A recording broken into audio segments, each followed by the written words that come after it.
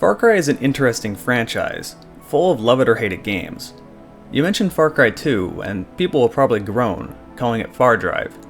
You mentioned Far Cry 3, and people will probably have nothing but positive experiences and make a joke about Skyrim with guns. You mentioned Far Cry 4, and people will groan again. But is Far Cry 4 really worse than Far Cry 3? Well, we have to look at the entire franchise to give some sort of an idea as to why people might feel that way. Far Cry 2 was Ubisoft's first Far Cry game after they purchased the IP from Crytek, hence the name Far Cry. Far Cry 2 ran on the Dunya engine, and for a game that came out 9 years ago, it still looks gorgeous to this day. When I play it, I had to stop every once in a while and just look at the African savanna with the sun coming up over the horizon. Far Cry 2 was a very experimental game, but a great success nonetheless. It got good reviews and sold well. But experiments are trial and error, and there's definitely a lot of downsides to this game, even if it is my favorite Far Cry game aside from Blood Dragon. The game dumps you into this African savanna with the idea that you need to kill an arms dealer. But you get malaria instantly at the beginning of the game, the arms dealer finds you, doesn't kill you, and then you're dumped back into the African savanna doing random missions for NPCs that ultimately don't matter. You have no context as to why or what you're doing there, but you're there nonetheless doing the same missions over and over again. Without this context as to what you're doing and why you're there, a lot of people grew bored very quickly. I knew many friends that as soon as they unlocked the second map, they just quit the game instantly, because I felt like doing the second map would have been too much of a chore. Basically doing the same thing you did on the first map, and now you have a whole new map that you have to do it all over again. I'm willing to bet this is the general experience of Far Cry 2, with most people never even beating it. Fast forward 4 years, and Far Cry 3 is finally announced. The Dunya engine that Far Cry 2 also ran on was majorly improved, and graphically Far Cry 3 was an amazing looking game, and still is. It also saw other improvements, like motion capture being added, which wasn't a thing back in Far Cry 2. All the animations in Far Cry 2 were rather stiff, and Far Cry 3's animations are a lot more bearable to look at. In general, the budget was higher, and there's a lot more polish. Even smaller things, like weapon animations, are simply better. In Far Cry 2, the weapons didn't really make a whole lot of sense. Why am I loading a 5-round stripper clip into the bottom of a left-handed Springfield? I'm not quite sure. But in Far Cry 3, most of the guns work as intended, having empty and non-empty reloads, and most of the guns are not left-handed. These small added minor polishing touches don't sound like much, but they genuinely do improve the quality of the game. The next thing Far Cry 3 tried to improve from Far Cry 2 is just giving some context. In Far Cry 3 there is an actual story, with actual characters you are going to remember. Most importantly, the villains really stand out more than anything else. You were never going to forget characters like Voss or Buck. And then I started seeing it everywhere I looked, all these fucking pricks. Everywhere I looked, doing the exact same fucking thing. Over and over and over and over and over again. Thinking, this time, it's gonna be different. No, please. This time, it's gonna be different. I'm sorry. I don't like the way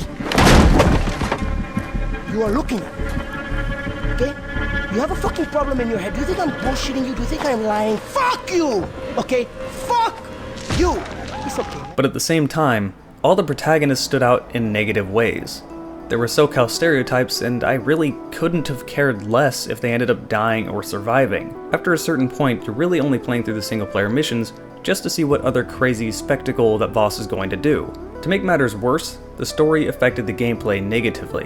Ubisoft packed in about every single shooter trope into Far Cry 3, following an NPC just far enough away so that it doesn't spot you or get too far away no sight, doing an NPC escort mission where the NPC is either stuck in a jeep getting blown up by RPGs or too dumb to avoid mines when running through a minefield, protecting an NPC repairing a plane that can't fight back and if that NPC dies you restart from checkpoint, or the dreaded stealth missions. The stealth missions being the worst offender of the bunch. If you get spotted, it's an instant mission failure. This doesn't feel like you really failed, you didn't get a chance to fight back, you were just seen, and now you have to do it all over again. The worst part about these shooter taboo missions is that they exist just to make sense within the story. Why can't you be seen in that stealth mission? Well, the main enemy boss is on a boat only a few hundred feet away and you need to sneak onto it. If you just lit everybody up, well he'd know, and it wouldn't make any sense in the story for you to be undetected. At this point, the game is no better having you play through it in a very tedious way than just turning it into a cutscene. But either way, it's not a positive experience. Even though I despise these single-player missions and don't care at all about the story, I still acknowledge it's better for it to be there than for it to not be there at all like in Far Cry 2. The general audience is going to play Far Cry 3 to the end, because they know what's happening and why they're there, and I can't say the same about Far Cry 2. That's only a small sliver of Far Cry 3. The game heavily focuses on open world and giving the player lots of choice, and they improved drastically over Far Cry 2 in this regard. In Far Cry 2, the world was just an open, empty space that had animal noises being played at you and constant angry Africans always trying to kill you, respawning over and over again at outposts. There were occasionally animals in Far Cry 2, but they served no purpose other than just to run in front of your Jeep and get run over. In Far Cry 3, there are animals everywhere, and the world does feel like a more believable place. The animals interact with NPCs. I'm sure you could tell me how many times you saw a Komodo dragon attacking a friendly NPC, or an emu attacking you, but they also serve a purpose to be able to craft other things, like being able to carry more ammo once you craft a certain amount of bear hide, or being able to craft a bigger wallet. So not only does the world feel more real and believable, but it adds gameplay mechanics as well. They also fix the issue of enemies constantly respawning by turning the outpost into something that was the biggest, most beneficial improvement to Far Cry 3 over Far Cry 2. In Far Cry 3, you can take over outposts, which you claim is yours. You can change your loadout in the outpost, and most importantly, it becomes friendly. No enemy NPCs will spawn at these outposts. And on top of that, this outpost turns into a fast travel spot. This is one of the biggest complaints people had about Far Cry 2. You could only fast travel to the four corners in the center of the map in Far Cry 2.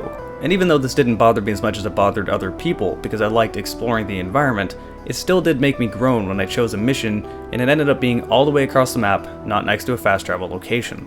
Far Cry 3 almost entirely fixes this issue by turning the outpost into fast travel locations.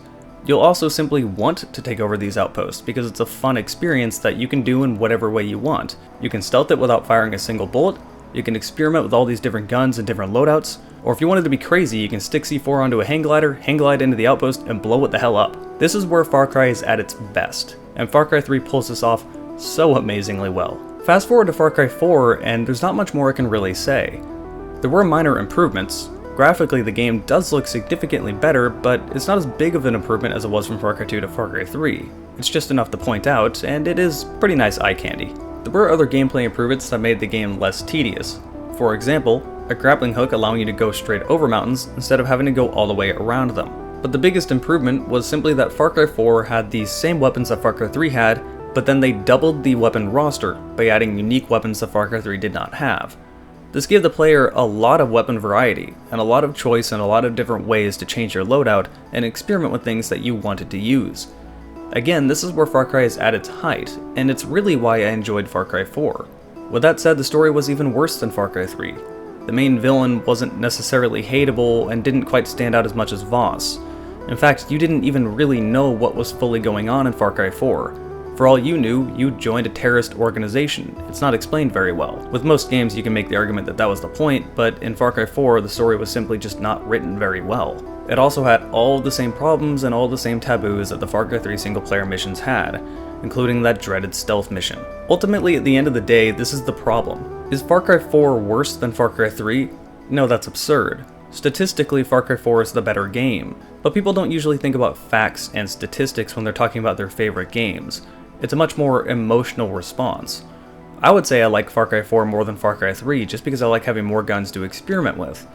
But the experience people have when they first start playing Far Cry 3, learning all this new stuff that wasn't in Far Cry 2, it's a new, refreshing experience. That feeling wasn't there when people started playing Far Cry 4. They had been here before. They had done that before. And as a response, a lot of people groaned and wanted something new. Statistically, Far Cry 4 is the better game. More guns, better graphics, more refined gameplay, but Far Cry 3 is the one that elicits more of an emotional response to people, so many people are going to prefer Far Cry 3. I'm quite interested in how they're going to approach this problem when it comes to Far Cry 5. They could make it an entirely new experience, like they did with Far Cry 2 to Far Cry 3, or they could give us the same old that we've already had, turning the main villain into an enthusiastic priest with a cult out to kill you in the Montana wilderness, with plenty of water towers replacing radio towers to open up the map, and plenty of outposts to take over, with the same bad story and same shooter taboos. Either way, I'm looking forward to the game and will definitely be streaming it and making videos on it, as I've liked every Far Cry game aside from the first one. But for the sake of the future of the franchise, because I genuinely do like Far Cry, I hope it's something new, and it revitalizes Far Cry. Hey, thanks for checking out this video. If you enjoyed it, be sure to like, favorite, comment, subscribe, and share this video around. If you really enjoyed it, consider contributing to my Patreon. Given the ad situation happening on YouTube, it's actually kind of put me in a little bit of a financial situation, so anything you could contribute would be a huge help to me. Thanks for watching, and I will see you next time.